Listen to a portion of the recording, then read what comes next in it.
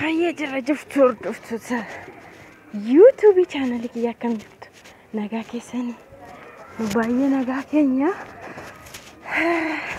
har'a gara gabaatti qajeellee jirra jechuudha. Gabaa dhaquutti jirra garuu anaaf jira wallollee waan jirruuf mucaallee baay'een jira jechuudha. Mucaan baadhunaan jedhee callisee maasii faana deema malee waan tokkollee sin gargaaru jedhee borsaallee kun anatu baatee jira jechuudha. Har'a akkamitti akka gabaan gannee gallu maalumaafuu dubbilloo laan manaa baane kana nagaan galuu fi du'aa inuu godhaa malee akkamitti akka nagannee ufnu ilaalaa jechuudhaan garuu hillikiidha. Kan mucaa hin baadhu jedhe waan an gabaa kee bitee hin baachisne hin jiru gaa ba'aa kun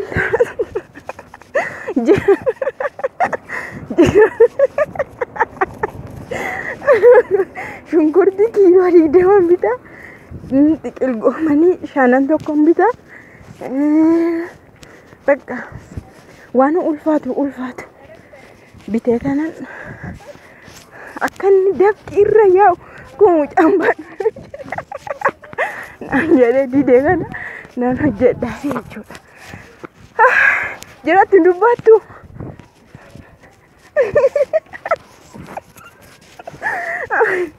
nargisan maalumaafuu amma dhumaatti viidiyoo keenya daawwadha.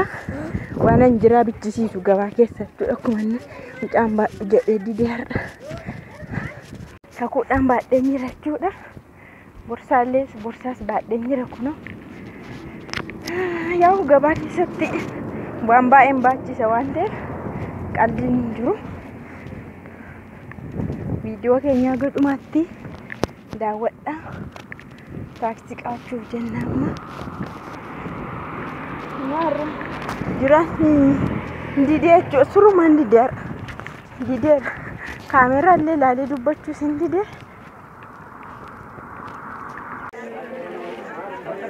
Hayya kun amma gabaa keessa geenye jirra.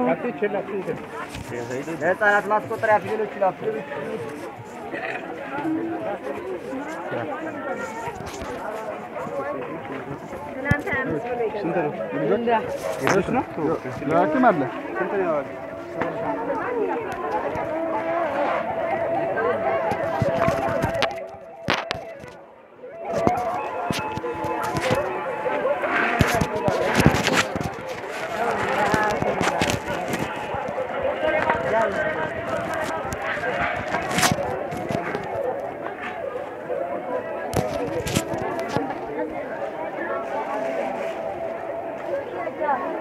Hayya amma gabaa keessa geenye jirra. Gabaa keessa jirra jechuudha. Jiraan gabaa keessa badaa irraan harka. Shunkurtiin kiiloon tokko birrii 30 birrii 28 ni gaariinsa 30 jedhaa jiru. Wanti hundumtuu baay'ee guddiidha.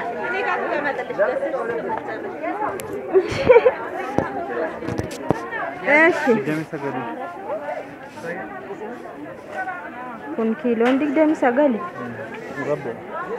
jiidhaan ulfaata gogaa isaa wayyaa amma tokko tokkollee kana ka 30 bitu way been bakka kunnaan suni gogaa fakkaata barja ki gara sana deemne been gara sana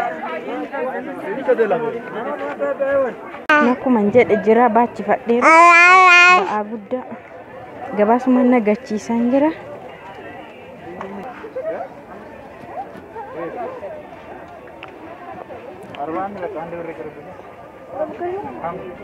Kira gabaa keessa naanneessaan jira akkuma inni na jedhe.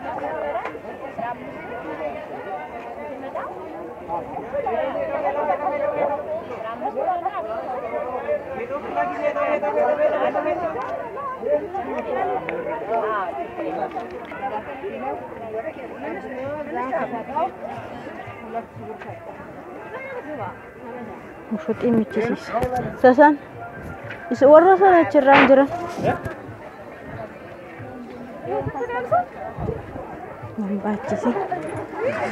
Waan ani bichisiin jiru waan qexoqexoo xixinnoo.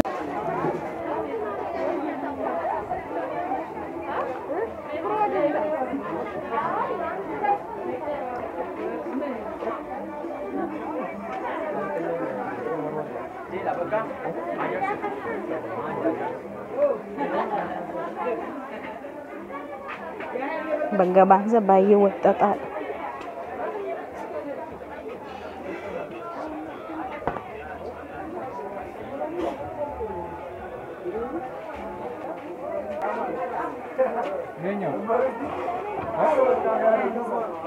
Misri kilon takko beridibba digdama beridibba meka jaran ibu kilon suno sakan waya sakan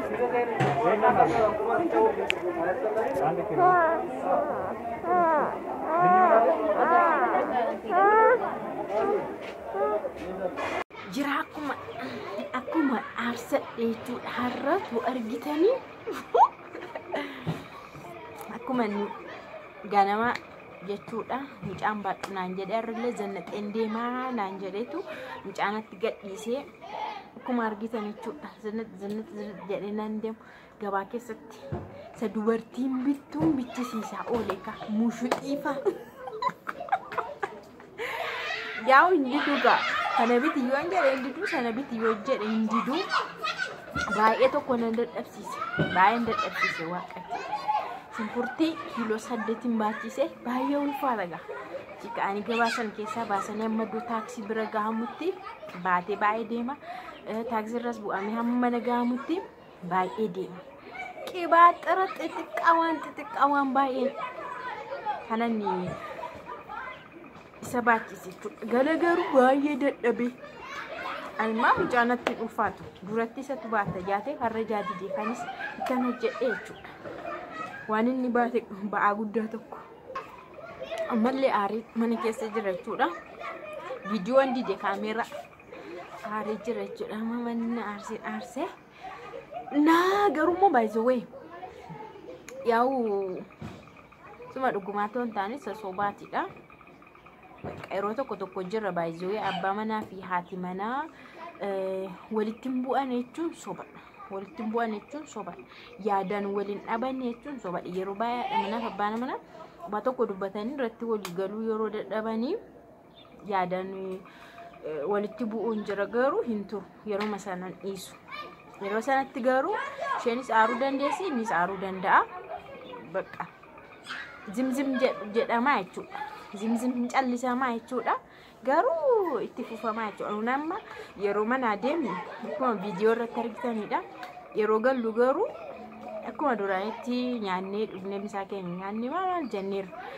Garuu maanni yeroo baay'ee namni gaa'ila keessatti wanta walitti hin buune se'a. Wanta walitti hin dubbanne fa'aa waan waliin mufachiisne fa'aa waan waliin aarsine fa'aa se'a. Garuu waliin aarsamaa walitti bu'amaa hin wallolamaa garummoo hin dhiisamaa yoo bulee immoo irraanfatama. Booritti ammoo wanti darbu hin jiru. Bakka akkanuma jechuudha. Jiruuf jireenya keessatti waan akkasii jira. Oromoon yeroo ammaa ku sunsuma beektu hundi irra kaa'anii sunsuma sadi godhanii eelee farra kaa'anii distii farra kaa'anii hojjetan sunsumnu walitti bu'aa jedhama. Kanaafi garuu yeroo sanatti wanta idilee duraan raawwatamu diduu danda'a. Anama fakkeenya wanta godhu amma aarii sun narraa galutti diduun noja godhu akkas gochuu jechuun danda'a. Akkasuma abbaa manaa ta'es akkasiin godhu jechuu danda'a. Garuu yeroo muraasa booda sa'aatii murtaa'anii booda irraanfatama hin hafaa jechuudha. Naala kanaanii har'a jira irratti hojjedhee wanta kiiloo guma walitti kiiloo 20 ta'a waan inni baatee dhufe kiiloo 20 ta'a jechuudha. Ulfaatinni isa wanta inni baatee dhufe ol fuudhee sin agarsiisa.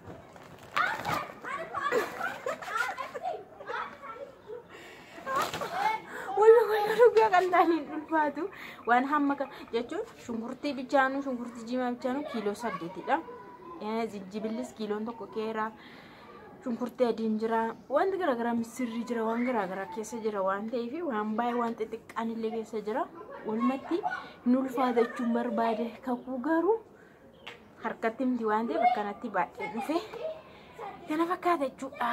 Har'a viidiyoon keenya anaaf jiranii kan walitti jenne zimzim jenne kan hojjechaa turre.